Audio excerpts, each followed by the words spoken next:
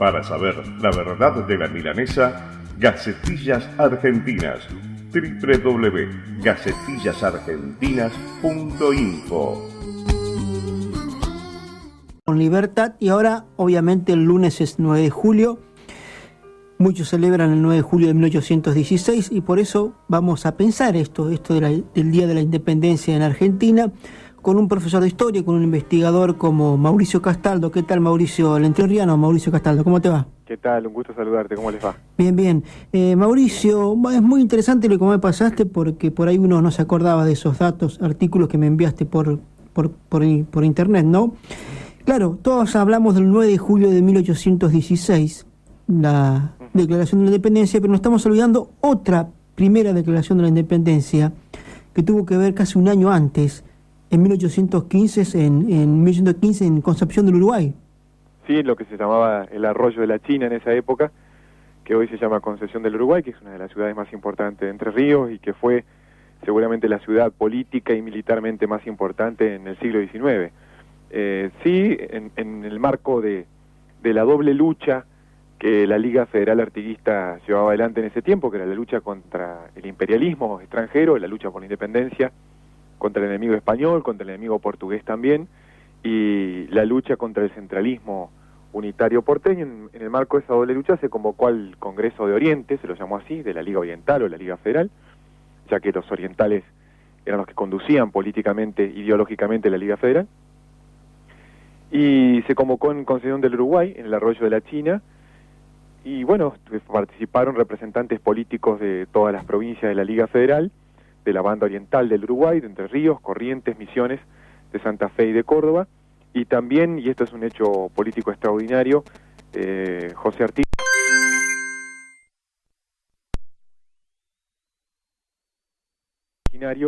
a enviar sus propios representantes al Congreso de Oriente, ¿no? Esto es una avanzada democrática verdaderamente ejemplar hasta el día de hoy, ¿no? Hoy que se discute plurinacionalidad en nuestra América y se ha avanzado en reconocimiento político a los pueblos originarios tanto en Bolivia como en Ecuador, como en otros lugares. Bueno, aquí en 1815, en Entre Ríos, en la Liga Federal ya se convocaba a los pueblos originarios que eran combatientes del artiguismo, ¿no? Como nadie habían dado la vida por el federalismo revolucionario, a participar con sus propios representantes. Así que bueno, se desarrolló el Congreso, se declaró la independencia. No tenemos mayores documentos, sino algunos documentos secundarios o comentarios en cartas de diputados de Córdoba, ¿no? Diputados orientales. Hay investigadores que están trabajando en la búsqueda de mayores documentos, como el uruguayo Gonzalo Abella y otros historiadores, pero de todas maneras hay algunos elementos, digamos, de lo que se resolvió ahí. Bueno, se resolvió la independencia, afirmar la independencia, declararla el 29 de junio de 1815, y también, bueno, plantear todo lo demás, el tema del federalismo, el tema de la justicia social, el tema del reparto de tierras. Poco tiempo después Artigas avanzó con un reglamento de tierras en la provincia oriental, en la banda oriental, que era parte de la política de la Liga Federal. Mauricio, ¿cómo hay diferencias entre ese Congreso y el de 1816, claro, o no? Y sí, bueno, esta es una, digamos. El tema de plantear la independencia de forma completa, sin dudar, contra toda dominación extranjera, pero sin dudar. Y después, bueno, el reconocimiento a los pueblos originarios, el tema de la justicia social, el tema de que no puede haber independencia verdadera sin enfrentar a todos los enemigos imperialistas coherentemente, de que no puede haber independencia verdadera si no afirmamos la libertad de los pueblos provinciales, ¿no? Si no hay federalismo, si no hay capacidad de autogobierno, de autodeterminación de las provincias, no podía haber independencia verdadera, y no puede haber independencia verdadera si no hay justicia social, si no hay distribución de la tierra y de la riqueza en todas las provincias. Me parece que está muy claro, digamos, el mensaje político que la Liga Federal Artiguista estaba dando en ese primer Congreso independentista el 29 de junio de 1815. Pero aparte, el Congreso de Oriente lo que viene a hacer es reafirmar un camino político que el artiguismo venía profesando desde mucho tiempo antes, desde el Éxodo Oriental de 1811 a Entre Ríos, y especialmente, Andrés, desde las instrucciones del 13 de 1813, es decir, cuando el artiguismo propone esos 20 puntos en 1813 para discutir en la Asamblea Constituyente de las Provincias Unidas, ya estaba planteando independencia verdadera, completa, república, federalismo y justicia social. Así que el primer Congreso por la Independencia, el Congreso de Oriente en Entre Ríos, en Concepción del Uruguay, lo que hace es reafirmar ese camino y marcarle también un poco, marcarle la cancha, digamos, al gobierno porteño, y marcar un poco el horizonte en el que se plantea la discusión más adelante, y el horizonte en el que se va a plantear la discusión el 9 de julio de 1816. Y los congresistas de Tucumán, cuando están debatiendo distintas cuestiones en Tucumán, lo hacen con los intereses porteños imperialistas encima, pero lo hacen con la presión de la Liga Federal al costado también, y diputados de Córdoba que habían participado en el Congreso de la Liga Federal participaron en el segundo Congreso por la Independencia, que es el Congreso 9 de julio también, llevando esa voz. De todas maneras, yo me quiero tomar 30 segundos para decir que el Congreso del 9 de julio es muy discutible por muchas cosas. Primero, decir que la independencia no se logra firmando un papel, sino que se logró por la lucha de las clases populares en toda Sudamérica, dando la vida en una guerra revolucionaria contra el enemigo. Esto está muy claro, digamos. Tenemos que dejar de enseñar el cabildo, las láminas infantiles del cabildo y de la casita de Tucumán para enseñar un mapa de Sudamérica con imágenes, dibujos de indios, de gauchos, de negros, de negras. Siempre vamos a insistir con eso, Andrés. Hay que pasar a otra pedagogía y a otra didáctica de la independencia. Primero eso, después repasar lo que era el contexto de lucha en esa época, de diferencias políticas, repasar lo que fue la Liga Federal, decir que el Congreso 9 de julio fue el segundo Congreso por la Independencia, y que si se declaró por la independencia por la fuerza política de la Liga Federal y de todos los que planteaban la independencia en esa época. Y después decir también que no todos los congresistas de Tucumán estaban convencidos por la independencia.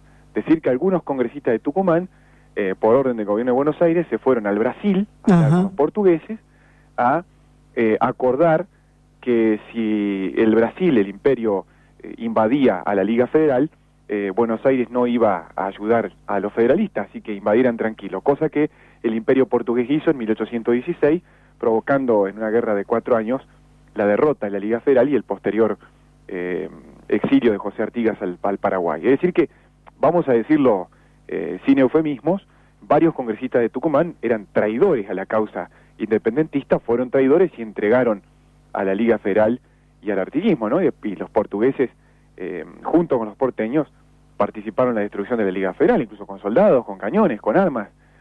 Acá Ramírez después va a tener ayuda porteña y portuguesa para atacar a los Artigas. Así que también eso es parte de un debate histórico y político que nos merecemos con profundidad los litoraleños y los argentinos. En uno de tus artículos vos decís que, bueno, ya quizás más para acá, ¿no? Que nuestra América de hoy se habla, nuestra América de hoy se habla desde arriba del ALBA, de una alternativa bolivariana, de UNASUR, la Unión de Naciones del Sur, pero que en verdad están conducidos por hombres, o por algunos hombres que se parecen más a Rivadavia con los fondos del Bicentenario. Claro, sí, porque hemos tenido muchos discursos en estos bicentenarios que se están cumpliendo, tanto en Argentina como en otros países de Sudamérica, discursos políticos.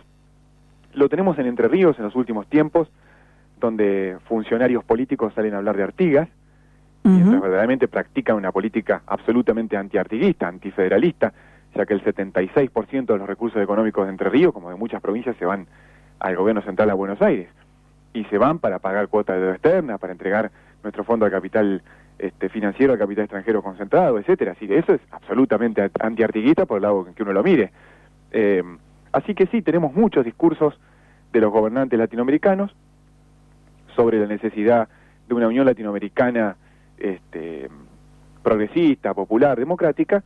Bueno, los discursos son parte de un debate político. Tenemos una Latinoamérica que está en movimiento, que tiene un debate político-social muy rico, que tiene gobiernos que se dicen progresistas, con muchas contradicciones, con enormes contradicciones, pero sobre todo en Latinoamérica lo que más, por lo menos a los militantes sociales no genera esperanza, es la capacidad de organización, de crecimiento de la capacidad de organización de los movimientos obreros, sociales, estudiantiles, populares, ambientales, Andrés, que el ambientalismo es una causa que ha crecido enormemente en Latinoamérica. Así que yo pienso que la esperanza de liberación hoy de segunda independencia pasa por ahí, por la unidad de los movimientos populares, los movimientos obreros, estudiantiles, ambientales, empujando desde abajo y desde arriba, desde donde sea.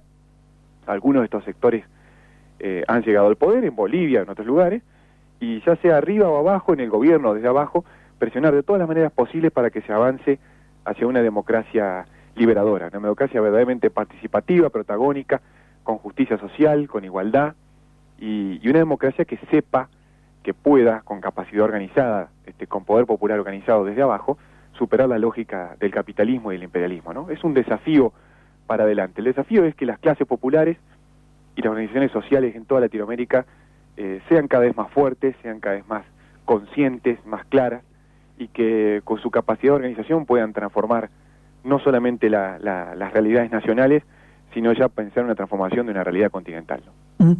Gracias, Mauricio, porque bueno, por estas palabras, porque estamos intentando mostrar la otra parte quizás de la independencia al recordar a ese gran hombre y a sus seguidores, ¿no? Como incluso muchos hasta grandes seguidores que tuvo José Artigas, que me parece que era fundamental en este cercano 9 de julio.